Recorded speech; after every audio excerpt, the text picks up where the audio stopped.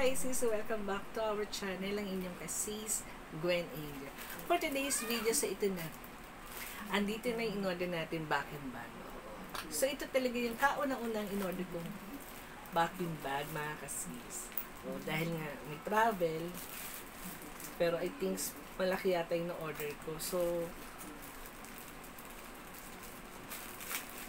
meron na naman akong mga dating in-order na nilagay ko sa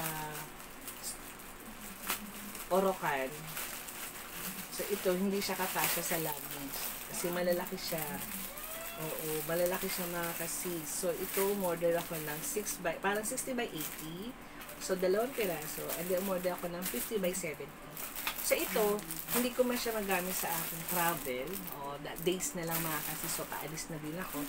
So, hindi ko siya magagamit. Magagamit ko na lang to dito sa bahay, yung mga bedsheet na hindi na ginagamit o bihirang gamitin. So, dito ko na siya ilalagay. And then, meron na naman na ako na vacuum na, electric vacuum, meron na po ako nun. So, bag na lang talaga yung binili ko. So, ayun ako, mga kasis. Meron po ako nito sa showcase ko. Visit po kayo sa Queen Angel. So, malaki na po siya. So, bubukas po tayo ng isa. So, ito naman po ay 60 by 80.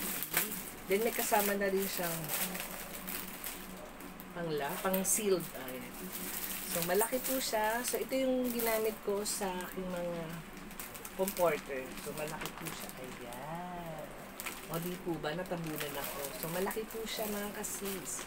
Kasya dito yung mga jacket, na yung mga malalaking jacket, kasyang-kasya dito sa 60 by 80. Oo. Yung isa naman po ay 50 by 80 naman po siya. 50 by 70 naman po ang size po niya.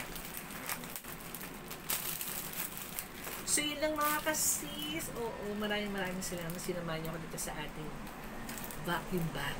Oo.